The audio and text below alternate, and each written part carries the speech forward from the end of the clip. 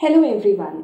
सो once again हमारे साथ है mister Varun Bharati, the director of YS group. Sir, मैंने आपके पहले के इंटरव्यूज़ देखे जिसमें आपने एक्सपायर्ड एजुकेशन की बात की, आपने हैप्पी स्कूल्स की बात की, and the latest one of course mathematics की बात हो रही थी। बहुत ही इंटरेस्टिंग सब्जेक्ट है।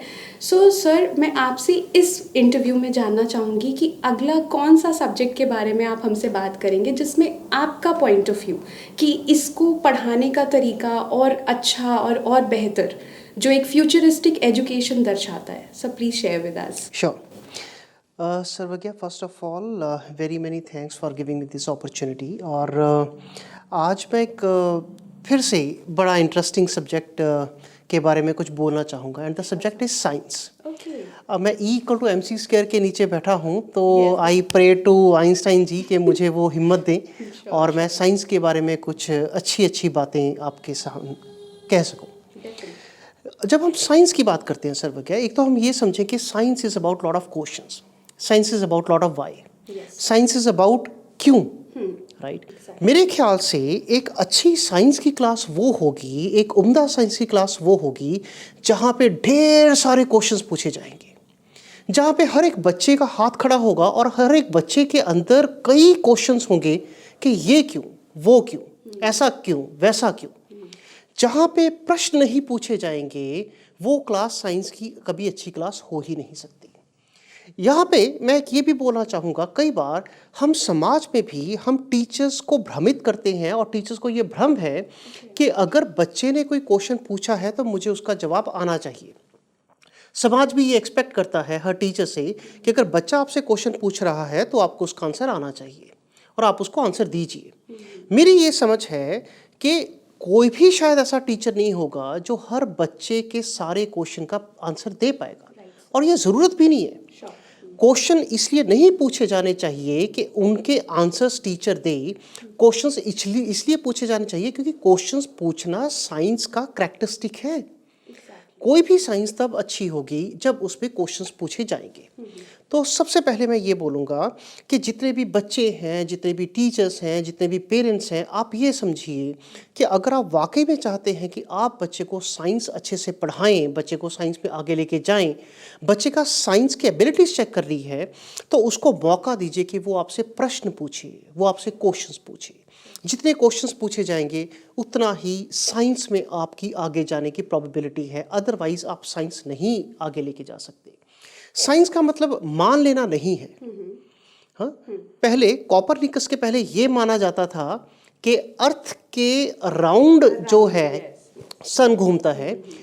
कॉपरनिकस आए और उन्होंने बोला क्यों, कैसे, और उन्होंने ये बोल दिया कि नहीं, सन के अराउंड जो है वो अर्थ घूमती है। और मुझे नहीं पता कि कल कोई मेरा बच्चा आके बोले कि सर क्यों, ऐसा भी नहीं है, मे बी कुछ और ही थ्योरी है, एंड दैट इज फाइन। सो जहाँ पे आप मान लेंगे जो बोला जाएगा आपसे, फिर आप साइंस के अच्छे विद्यार्थी हो ही नहीं सकते। साइंस का मतलब है questioning every single thing. Can you question? If you can question, you are a good science student, and that is one seed that we need to generate among the students. मैं जो science की बात है, ये questions आएंगे कहाँ से? ये क्वेश्चंस आएंगे जब मेरा टीचर बच्चों को मोटिवेट करेगा कि बच्चे आप क्वेश्चंस पूछिए।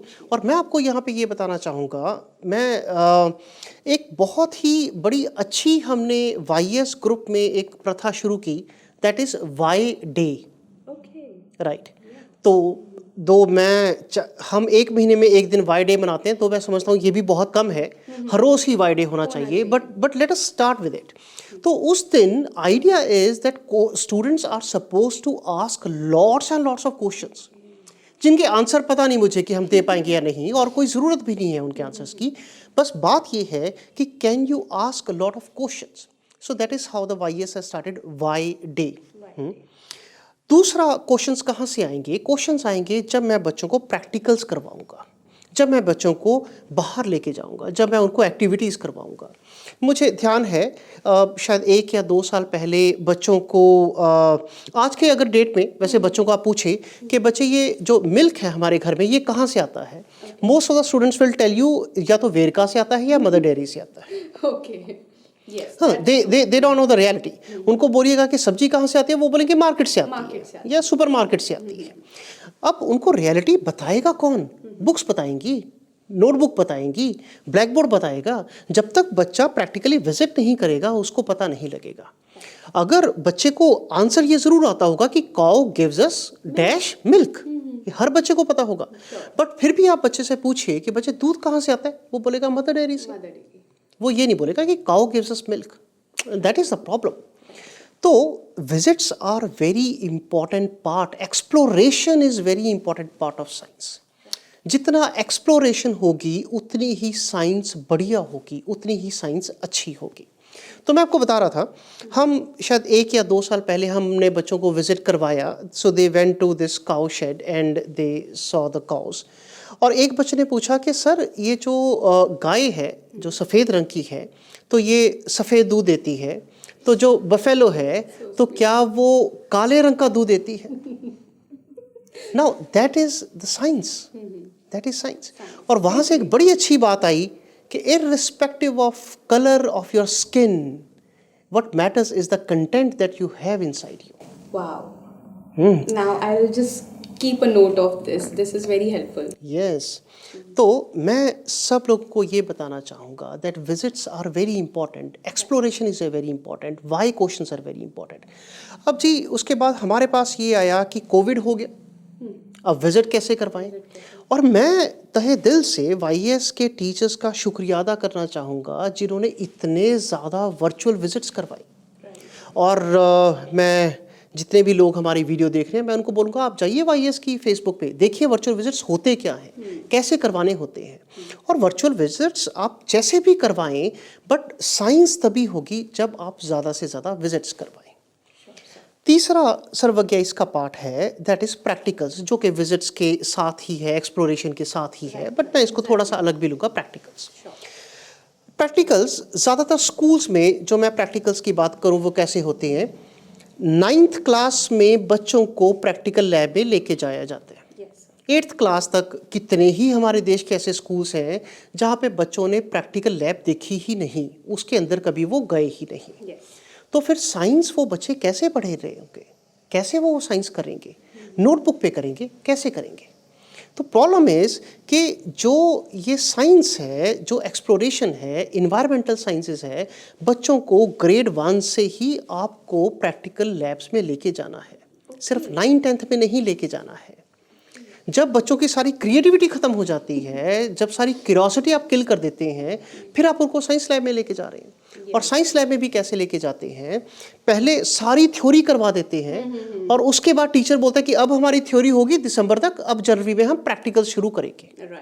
Now this is the worst form of education जैसे हम बच्चों को पढ़ा सकते हैं, क्योंकि practicals must and should always supersede the theory.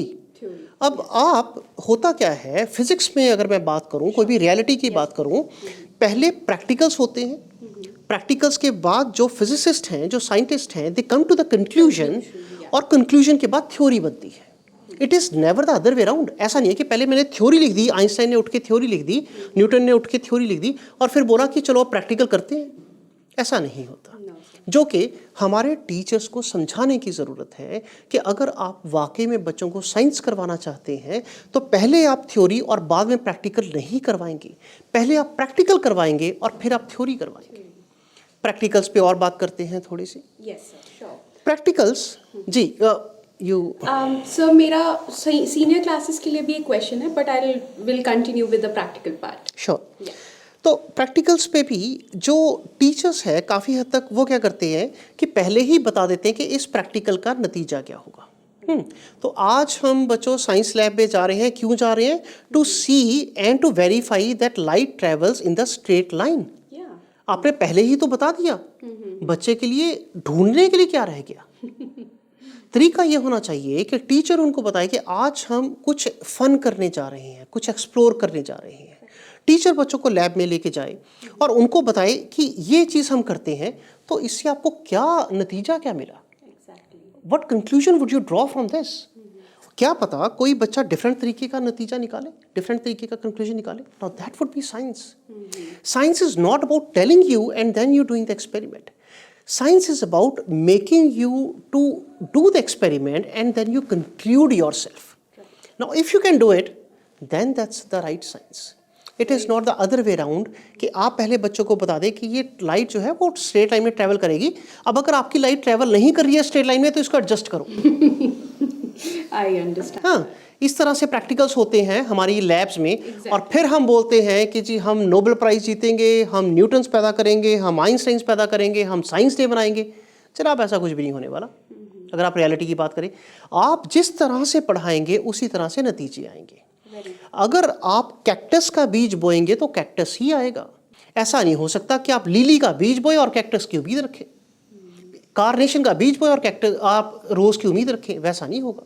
तो वही चीज़ जो आप बच्चों में भरेंगे वही चीज़ आपको फ्यूचर में मिलेगी.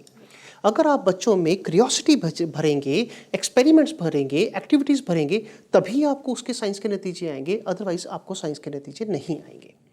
मैं एक और मेरी एक जो पहले मेरी वीडियो थी मैंने उसमें एक और बड़ा अच्छा बोला था कि आप मेरे को बता सकते हैं 2 ऐसे लोग सर्वज्ञा जिनकी प्रैक्टिकल फाइल सबसे ज़्यादा गंदी हो.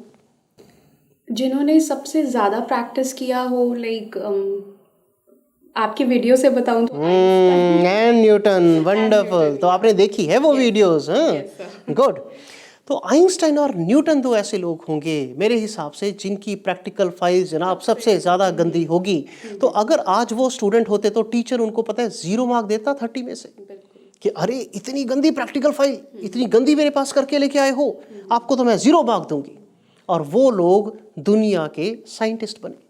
तो अब आप मुझे बताइए एज ए टीचर किसको मार्क्स ज़्यादा मिलने चाहिए? वो जिनकी प्रैक्टिकल फाइल बिल्कुल साफ सुथरी है 30 आउट ऑफ 30 उनको मिलने चाहिए, या जिन्होंने गलतियां की हैं और बार बार गलतियां की हैं उनको 30 आउट ऑफ 30 मिलने चाहिए? The second one, of course. हम शीर्षासन कर रहे हैं, हम उल्टे हुए हैं, उल्टा ही बच्चों को पढ़ा रहे हैं और फिर हम उम्मीद कर रहे हैं कि बच्चे हमारे बहुत अच्छे होंगे. बच्चे वैसे ही होंगे जैसे हम बच्चों को पढ़ाएंगे. तो practicals are very important and practicals तब होंगे जब हम बच्चों को फर्स्ट क्लास से बच्चों को लेके जाएंगे. प्रैक्टिकल के नाम पे एक मैं अगर और आपसे जिक्र करूं, that is about the science exhibitions. Yes yes. हाँ, जो हमारे पूरे देश में साइंस एग्जीबिशंस होते हैं. अनफॉर्चुनेटली साइंस एग्जीबिशन एक नया रूप ले लिया है जिसमें हर स्कूल में 2 या 3 या 5 वो क्या है मॉडल्स बनाए जाते हैं. 5-10 बच्चों को लिया जाता है, उन पे टीचर एनर्जी लगाता है, उनसे मॉडल बनवाता है, उनको आगे साइंस एग्जीबिशन में भेज देते हैं. और हमारे हिसाब से हमने स्कूल ने है साइंस एग्जीबिशन में पार्टिसिपेट कर लिया. That is not the way. What about rest of the students? If you have 1000 students, 1000 बच्चों में से अगर 25 बच्चों ने साइंस एक्सपेरिमेंट कर लिए या उन्होंने साइंस एग्जीबिशन में पार्टिसिपेट कर लिया, do you think you have done justice to the science? Not at all. What about rest of the students? और मुझे ये गर्व है आपसे शेयर करते हुए, from last 15 years, every year at YS we are having science festival with the name of Catalyst. और हर साल मेरे 2000 से ज़्यादा बच्चे साइंस फेस्टिवल में पार्टिसिपेट कर रहे हैं. Yes. की अमेजिंग चीज़ है ये. और doesn't matter उनके एक्सपेरिमेंट चले ना चले. So nice. कितने तो जो एक्सपेरिमेंट्स है वो न्यूटन के भी नहीं चले होंगे. कितने एक्सपेरिमेंट्स तो साइंटिस्ट के भी नहीं चले होंगे.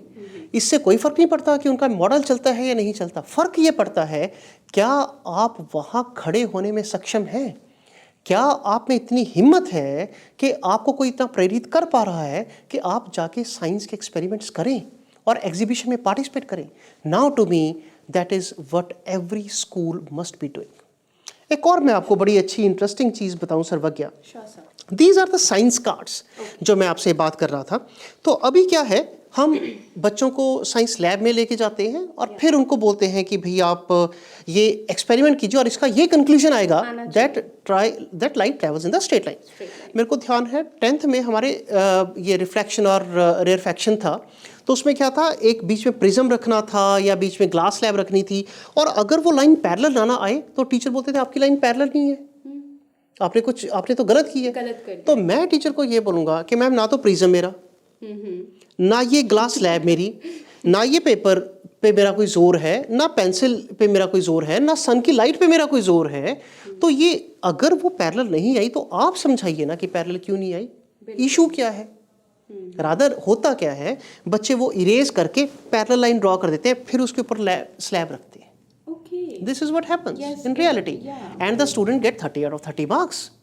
So what we have done is we have come up with these kinds of science cards, maybe for the public who wants to see.